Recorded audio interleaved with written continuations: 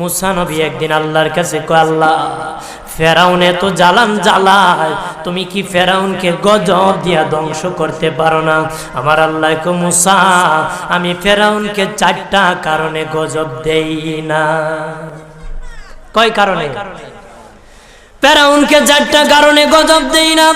1 নম্বর কারণ হলো রে মুসা, সারাদিন ফেরাউন বলে আমি খোদা, আর রাত যখন হয়ে যায় জঙ্গলে যায় কল্লাম আমি জানি তুমি খোদা, আমি খোদা না, কিন্তু আমারে মানুষ খোদা কইলে ভালো লাগে, খোদা কইলে ভালো লাগে। প্রভু তাই তুমি বিরক্ত হইয়া আমার উপর গজব দিও না। আল্লাহ বলে, মুসা রে ওই ফেরাউনের রাত্রির দুয়ার কারণে আমি আল্লাহ তার উপর গজব দেই না। 2 নম্বর কারণ হলো, আরে মুসা তোমার মুখে দাড়ি, ফেরাউনের মুখে দাড়ি, তোমার পরনের জুব্বা, ফেরাউনের পরনের জুব্বা, তোমার মাথায় পাগড়ি, ফেরাউনের মাথায় পাগড়ি। আমি যদি গজব দিই, জুব্বার বেজ্জতি হবে, পাগড়ির বেজ্জতি হবে, দাড়ির বেজ্জতি হবে।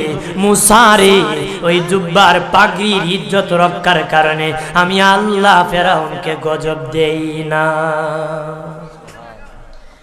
3 নম্বর কারণ হলো, আল্লাহ বলেন মুসা রে মুসা 3 নম্বর কারণ হলো, ফেরাউনের বাড়িতে একটা এতিমখানা আছে, প্রতিদিন দুপুর বেলায় এতিমরা ফেরাউনের বাড়িতে মেহমানদারি করে।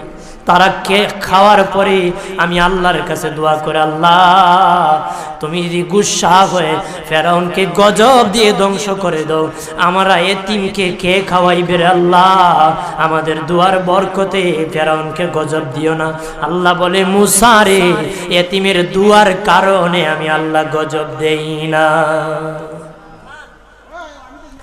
4 নম্বর কারণ, আল্লাহ বলেন, মুসা ফেরাউনের একটা মাছ বিদ্ধ, হাঁটতে পারে না, ফেরাউন নিজ হাতে নিয়ে গোসল করায়, নিজ হাতে মায়ের শরীরে তৈল লাগায় দেয়, নিজ হাতে ফেরাউন খাওয়ায় দেয়।